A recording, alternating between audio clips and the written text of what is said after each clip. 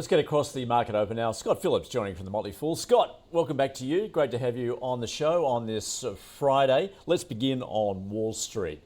Of course, very much a focus on those mega cap earning results. Overnight, we heard from Amazon and Apple. What did you make of that? Certainly the market liked Amazon's result. Andrew, good morning. Incredibly topsy-turvy week on Wall Street. We saw the market down 1.5% on Thursday morning, Wednesday night our time. Last night, up 1.6%. There's a lot going on and a lot being driven by the macro and by those tech companies. You're right, I haven't updated my numbers just yet, but a couple of minutes ago, Amazon was up 9.5% after hours. I should disclose I own shares in Amazon, so let's do that. But a remarkable set of numbers. $200 billion in revenue for the last quarter. That annual, they're 800 billion US for the year they're on track for. If they annualize that, and knowing Amazon, they'll grow from there. So they're not miles away from their first $1 trillion sales year, which is just phenomenal. Here's the other big number that came out. They've spent 173 billion in the last 12 months on AI infrastructure. So the build out continues. You mentioned the mega caps. That's where the story is.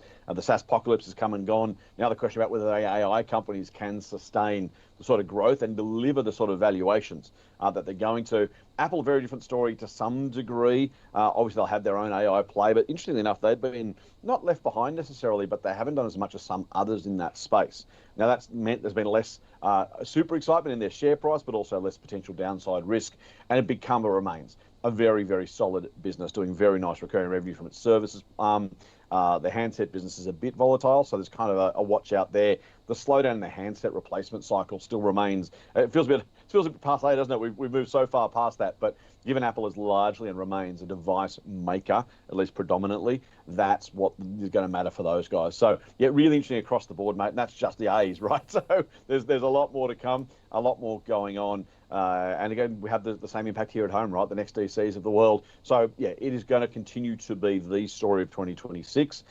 Reminder too, by the way, AI as a concept isn't necessarily the AI companies. And so think about what your companies are doing with AI, in AI. The reason I bring up that parallel is think about the internet and think about the dot-com boom and bust. I'm not saying it's going to mirror that, by the way. I'm just making the point that even as valuations rose and fell, the revolution of the internet will be, I suspect, the same as the revolution of AI. That is, the technology that underpins it is going to continue to be a greater and greater use right across the economy, privately, publicly, in our business and personal lives. That remains, I think, a really important watch.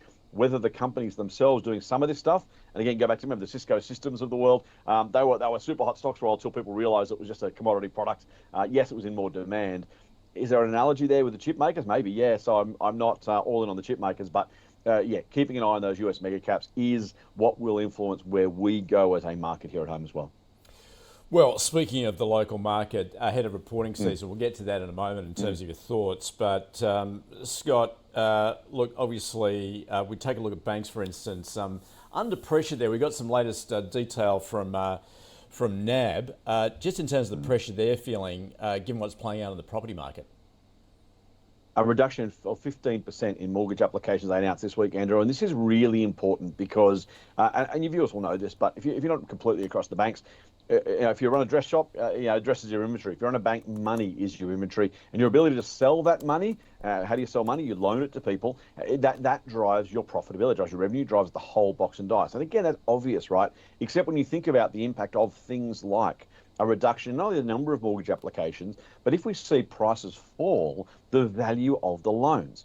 And so you've got this really significant headwind that banks may well be sailing into. Now, for all I know, the property market turns around, prices go back up, governments throw more money at it. So I'm not making predictions. What I am saying is based on the current trajectory, just be mindful of, just as we kind of got used to house prices not falling, bank profits we've got used to not falling as well, at least across the board. At some point, it becomes problematic if and when banks find it harder to make those loans. They simply can't make the money they'd otherwise be making. So a really interesting one to watch, both in terms of profitability and valuation. Of course, they go hand in glove, but think about what those banks are worth if they don't grow or if they even decline profit-wise. Are some of those valuations a little bit too high? I suspect they might be. So I'm not a buyer of the banks at today's prices, Andrew, I have to say. I'm not a big bank guy generally. Valuations tend to be too high. They're a safe haven, and fair enough. That rarely gives us the chance to be market beating. Occasionally you get PE expansion or decline. But the real question is going to be, can the system grow? And if it can't, can you take enough market share from the other guy? And if that's the case, you've got winners and losers to think about. So, yeah, probably a rocky-ish path for banks to get through over the next 6 months. Again, who knows what the government response will be? Who knows what the market will do? So no predictions from me, just a reminder to be very, very careful not to extrapolate the past if the world we're going into is different from the one that we used to belong to. So you're not shopping among the banks. Are you shopping among the shops as such, Scott? What's your view on retail at the moment? Obviously, given consumer sentiment is very low, yet it has been said that overall they're not doing badly. No, and well, overall is the right word actually, Andrew, because they're not. But there are some really significant differences. Myer was out on Monday, I think it was Monday. Their sales were flat for the year. Which is, frankly, for mine, not a bad result because the retailer hasn't done a particularly great job of growing recently. So, keeping your sales flat when you're Myer, and I say that partly disparagingly, they've got an old model, they've got older customers, which isn't bad in itself, but they're not attracting new customers in. So the customers are aging out or simply not around anymore, and they're not bringing new people into the shop. So, staying still when you haven't changed the model meaningfully is an okay-ish result, at least business-wise. The problem is June and July, mate, the sales fell 5, and then I think it was 5.5 and 4. It might have been 5 and 4.5. Either way, 5-ish% June and July after a flat year up to that point. So what we're really seeing is a deterioration for Myer. Now, maybe it's just Myer. Maybe they're losing more and more and more share. That's possible, maybe even probable. But also, it talks to discretionary spending. And that's interest rates, that's inflation, it's all the things we've talked about. It makes me general pessimism, the war in Iran, the price of petrol and diesel.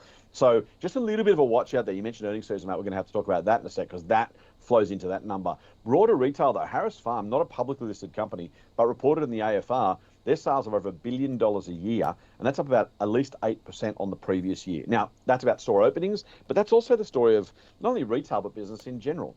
Are you a growing business that can afford to move past or look through the cycle? Or like Myer, are you absolutely a victim of the cycle? In other words, are you going to have to go where the economy goes? And we're back to the banks a little bit. If you're a new startup bank, you can grow by taking share. Think about Macquarie, right? Getting really great growth. And if I'm looking at the banks, Macquarie is the one I'd be interested in. Because they're doing something different, they're taking share, they're growing despite what is an ordinary market. Harris Farm doing the same thing, Myer not able to because it's already super mature and declining. So think as an investor about where your company is in that part of the cycle. And most importantly, when that status changes, the growth company that becomes mature, the mature company that starts to decline, if you're taking historical perspectives, i.e. this was a growth company, therefore, you miss the point at which they transition. And when that happens, you're going to see PEs compress, you're going to see profit growth slow. You need to be aware of that. Not to try and trade it for its own sake, but as an investor, the price you pay you have to take some view of what that curve looks like moving forward. Is it up to the right? Is it flat? Is it coming back down again? They're the sorts of questions. Broader retail, mate, you asked about.